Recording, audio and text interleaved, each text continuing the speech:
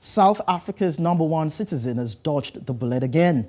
The Office of the Public Protector in South Africa has cleared President Cyril Ramaphosa of wrongdoing in the Phala Phala burglary scandal, finding that he fulfilled his obligations to declare his interests in his farms and report the matter to the police. Under Acting Public Protector Koleka Galeka, a report was circulated to all parties for their final inputs, while the report represents a significant victory for Ramaphosa, who has consistently maintained his innocence in the matter. It does raise important concerns for Major General Wally Rude, the head of the Presidential Protection Service, who Galeka found had abused his position by starting an unofficial investigation that used police resources. Furthermore, it inflicts and conflicts with a report by a legislative committee led by a retired Chief Justice, Sandile Nkobo, which ruled that the president had a case to answer. The Nkobo panel's recommendation that the National Assembly conduct a thorough probe was nullified when the ANC Majority House decided not to adopt the findings. Now, this morning, Sanusha Naidu, policy and political analyst, is joining me from Cape Town, South Africa, to shed more light on these latest developments as regards the Phala Phala farm gate. Thank you so much, Sanusha, for joining us. Good day to you and good day to the viewers. It's lovely to be on the show again. All right, for the sake of those who may not be following the story from inception, I'd like you to give an overview of the entire saga, what transpired, culminating to now that Ramaphosa has been cleared of any sort of wrongdoing. Okay, so this situation or this legal battle, and of course what you referred to in your intro, dates back to a theft on his farm in 2020, I think it was, or 2019, where he had sold a very prized buffalo, Colin and Colo buffalo, to a businessman, and of course the money was kept, quite a large sum of US dollars was kept on the farm. And of course, there was a theft on the farm in terms of where the money was kept. And of course, this then was brought to light by the former state security head, Arthur Fraser, who claimed that there was essentially wrongdoing on the part of the president. There was a criminal investigation. He lodged a criminal case against the president, but also the fact that the proper regulatory frameworks around financial disclosure of foreign currency was not conformed to, and then most importantly that the people that were implicated in the theft were basically investigated, or they were kind of investigated and found in terms of not following the PRECA, as well as the PRECA is the Anti-Corruption Prevention of Anti-Corruption Act, as well as in terms of the Criminal Act. So it's all about the financial regulations, where they conform to.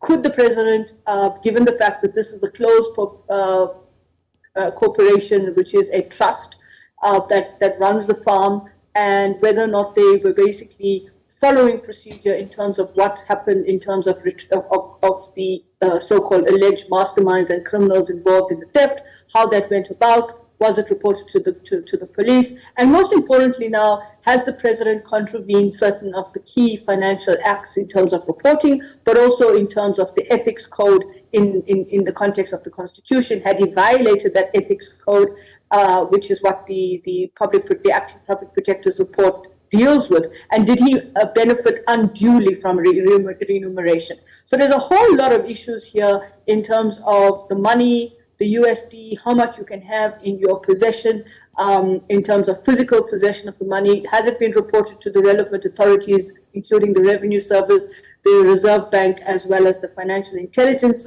Center, and of course the question about Mr. Roder, he's head of President Protection Services. Did he follow the proper process and procedure?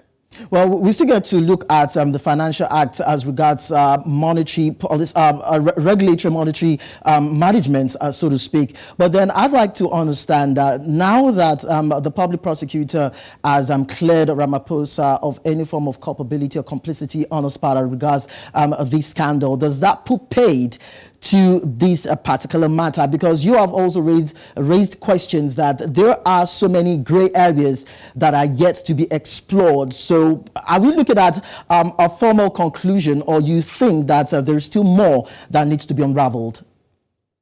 Okay, firstly, let's clarify a few points. The report that was issued to the concerned parties on Friday and somehow got leaked into the public domain is actually a preliminary report.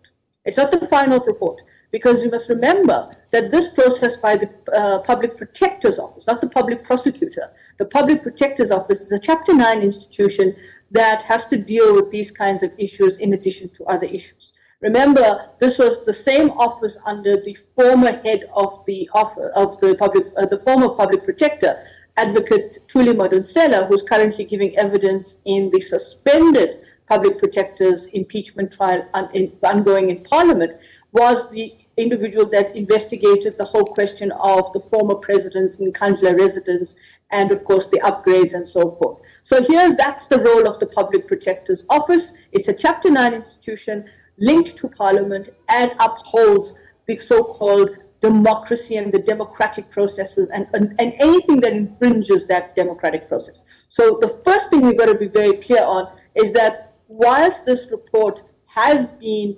not finalized, has been sent to the concerned parties, it's not the final report. And so we have to be careful in assuming that this is now going to basically just be done and dusted. Even the president's spokesperson, as well as the implicated individuals that are also in the report, not implicated, but those that are said remedial action must be taken against, they are also now have to respond to it. And that includes the police service, the minister, as well as Mr. Rhoda, who was mentioned in your discussion previously. Now, the second issue here, the second issue here is, once that is done, after 10 days, from a technical perspective, once that's done, then of course, the concerned parties will reply to this. So if you read the report, and it's quite a lengthy report, so it's difficult to get everything in one go in terms of context. But if you read from page 184 downwards until the end, you get the kind of findings of what the acting public protector is saying. The one thing she's saying in terms of the allegations or what she had to investigate in terms of the president. In other words, did he violate the ethics code of conduct, which is the act in terms of his office? And secondly, did he benefit from a remuneration? In both cases, she finds that the evidence is not substantiated. In the case of whether proper procedure was followed in terms of the criminal act and what then subsequently happened when the head of protection services had to deal with the matter, and was SAPS informed, and did they conform to the process, there she finds it's substantiated. And this is where I think the evidence given by Mr. Rhoda is very important as well, because it also opens up the question of who in the SAPS, the South African Police Service, did he speak to? He claims he spoke to a Mr. Mafazi, who was a senior member at the time in the SAPS, who said, go do your investigation first and then give me the evidence. What the acting public protector finds is that proper process was not followed. So I think we've got to be careful from where we're sitting now. If this is a done report, it could change. But I think what you are alluding to is whether the general gist of the findings will change. And that's something we need to look at in terms of what the different parties and the different concerned entities will bring forward in terms of their response. Yeah, talking about parties that are concerned about this particular issue, of course, we understand that there's a standing law as regards asset declaration, and that the Democratic Alliance Party have come out to say that Ramaphosa is in contravention of the Revenue Service customs policy that says that if you have a foreign currency, you have to declare it. But then the Revenue Service has come out to say, okay. I think you. Okay. So maybe you give some sort of clarification. Yeah, you give some sort of clarification to that. Because I want to make this point now. The point that you need to understand is that any declaration in terms of the customs law comes in, but SARS is not necessarily the agency, it's South African Reserve Bank. That's the key agency. That's where the declaration is most important. So if you look at what the DA has put forward in terms of its application under the Promotion of Access of Information Act, it's asked SARS to look for the declaration, not necessarily only in the context of the president, but they've asked it in the context of the buyer of the buffalo, because the buyer of the buffalo, the Sudanese businessman, claims that he declared in 2019 when he came into the country that he was in the possession of quite a lot of US dollars in hundreds of thousands. And so the question then becomes is, if you go to our Tax Compliance Institute and you listen to the head of that institute, they are very clear in terms of the mandate and the jurisdiction. Now, here is where the president will still have to wait for the South African Reserve Bank to come out with their findings in this matter. So I think we got to be careful in terms of the overlapping lanes of which institution is responsible for what, because I think we make the common mistake in South Africa as well, is that we assume SARS is everything. Yes, there is part of this in terms of what was the declaration of USD, but it's also in terms of excise duties, tariffs, goods, services. All right, so now that it seems as though there's not been some sort of conclusion as regards this issue, is there the possibility that others with adverse vested interests will have the opportunity to appeal the verdict being passed as regards these findings? Will people be given the opportunity, both internal and external people within the frame, the scope of this particular scandal, be given the opportunity to appeal the case? Well, I think that once we see the final report coming from the public protector, following the 10 days that she has given the various concerned parties to respond to this, then of course we'll have to see what the action is going forward. Now, the challenge, I think, is whether we can actually see some of the political parties, especially the African Transformation movement, which actually brought the motion of no confidence against the president, and then we saw the independent panel report being convened, convened, and the report then subsequently recommending. Remember, the reports, the independent panel report is non-binding, so recommending that there is something that the president needs to answer for or is to provide more information on.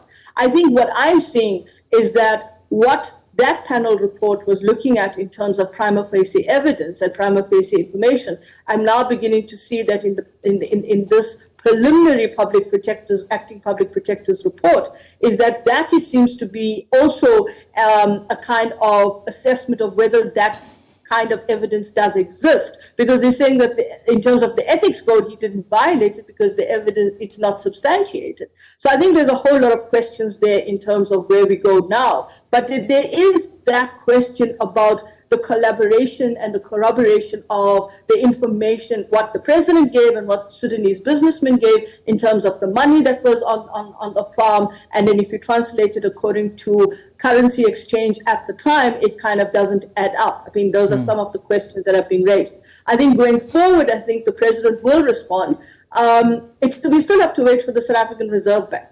And the South African Reserve Bank report will also be something important. Remember, it's not that the president has won. It's the question also remembering that the president had applied to the Constitutional Court, asking them to set aside the independent panel review report. And the Constitutional Court came out I think about a week before, and said they dismissed the application, and they don't actually have the ability to do that because they feel that it's procedural. They didn't rule on substance of the report. They ruled on process. So again, we're actually having these lines of divisions blurred in terms of does SARS have to declare everything to SARS? If you are doing a transaction, I think it's very important.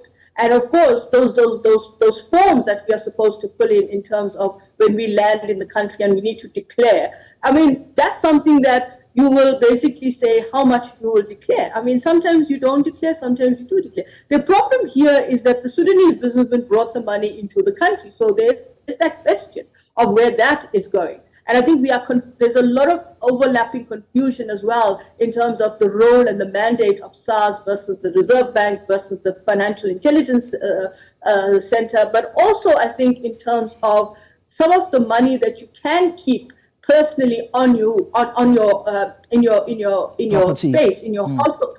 But remember, one other thing to remember: Phala Phala falls under a trust, and the president declared the trust, according to that report that we see. But then looking at the movement of the cash from the businessman and according to reports through the borders.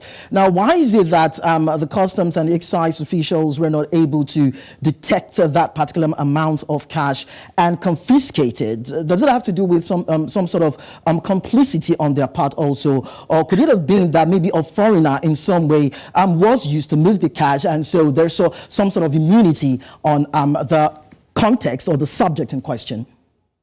Let me flip it around to you and raise the question. You come into the country, you come in with foreign currency through your airport, and you have a form. If you fill it in, you put it in there. You give the form you go through the customs thing. You give them the form. The customs officials can choose to whether to search you or not. If you go through the green channel, if they feel that there's something on your person that they need to do a spot check on, they do. But most of the time, that's based on an honest kind of approach. So I'm not sure whether we actually have that kind of, our customs officials have that kind of coming in and completely checking everybody that's coming through in terms of what you have on your person. Now, according to the businessman, he claims that he's basically declared the money. According to SARS, they can't find that form. And as far as I can remember, I haven't seen that. When I went through customs, and when I go through the airport security and then go through the green or the red channel, I mean, it's based on what the officials see. So I think there's a bit of a question here that you need to understand, that if you're going through your Lagos airport or any airport, does it mean that in your country, and maybe it's different in South Africa, but we have to apply the processes in terms of how does this link up to our national legislation and frameworks as well, is when you pass through, is everybody checked in terms of whether they declared or did not declare what they have on their person? But the standard procedure is to do proper checks on every luggage, every extra luggage that comes with the person who claims to own them, to be sure that there's no form of contraband. You're claiming luggage, and then there's money. Well, money is always packed in a particular container. It has a particular structure. If you are going through, and I'm just going to raise this as a practical thing, if you're going through and you go through the green channel, I understand. They just stop you. Okay. Let's move on now. It's the same thing with businesses. Fine. And people that are moving goods in and out of South Africa. Yeah, I understand. Okay, let's take a look. Let's quickly take a look at the Financial Act. You talked about it earlier. The Financial Intelligence Center Act, the Customs and Excise Act, even the Currency and Exchange Act. These acts are meant to actually monitor the movements of cash, as it were, financial flows, whether legal or illegal. So is it that they've not been up and doing? Is the issue with the implementation or the application of these acts when it comes to situations like this? Well, we actually have to deal with this at border posts across the country. And we do know that in South Africa, border posts do have a serious difficulty and a challenge. They're leaky like everywhere else in the world. Border posts are leaky. We deal with human resources that sometimes people are not honest in what they do.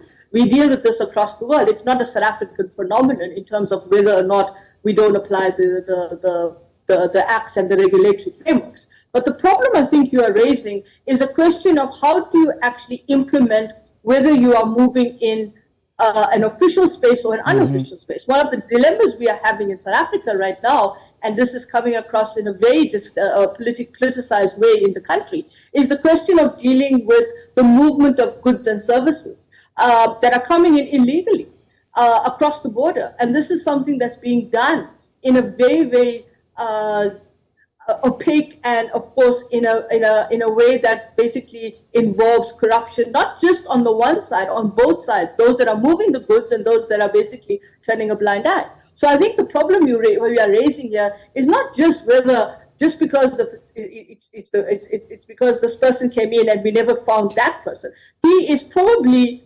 a person that also is linked and probably part of a greater set of issues that are dealing with in terms of our financial governance and architecture, in terms of monitoring and making sure this is happening, in terms of making sure that the kind of money that's flowing in and out of our borders is being recorded.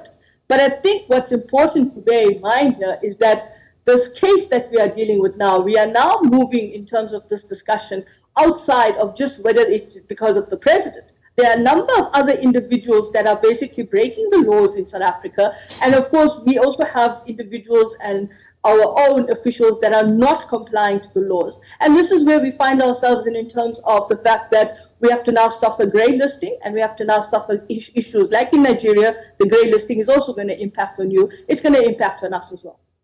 But of course, you don't understand that, and we're talking about a president of a country which is very, very sensitive and dicey at this particular point. It's all about dealing with corruption from the top to the bottom and seeing how that spreads. Corruption, the question you're raising, and I can see where this is going, and I love this fact that we're now dealing with this. What did the president do that was corrupt, as opposed to what he did not declare? Because I think what we've done in South Africa is we've lumped everything together. That's why I said go back to the question of what is the role of SARS. If you go and listen to Keith Engels, from the executive head of the South African Revenue Service Institute, who talks about the question of transaction. The question is, the businessman came in, he said he declared the money, they can't find the declaration, and now we're saying that the money was on the farm, but it wasn't, it was stolen, and there were other issues that came in terms of the Criminal Procedure Act. We need to be very clear on how are we looking at what is corruption in South Africa.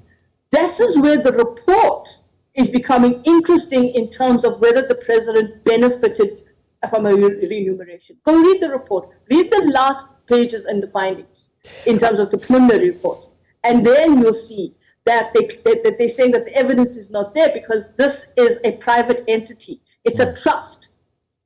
And the president declared in that space. So I think we've got to be careful, because what I'm beginning to see, and not just in the context of this issue, it's becoming an issue of trying to define bribery, money laundering, etc. Was it money laundering? We need to look at that in terms of PRECA. That's where it needs to come in. But in terms of PRECA, there's also Section 30-something, which needs to be noted that was it declared? Was the fact that the money that was stolen was criminally declared in terms of the process of a criminal act that took place, the theft? So I think we're becoming entangled in trying to say that the president now has engaged in corruption. For corruption to take place, there has to be an illicit transaction.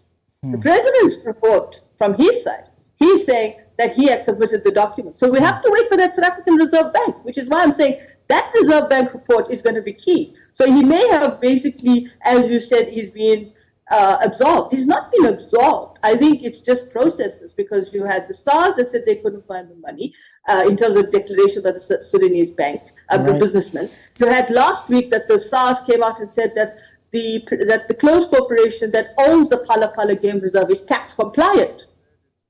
And now you have this preliminary report by the Acting Public Protector's Office. And of course, you then have to wait for the South African Reserve Bank. For me, that one is the key one, to see how they are going to do, because that will then bring it all in terms of how now these different issues are collating together. All right, no problem, Sanusha. You said we should wait, and we will wait to consider the findings.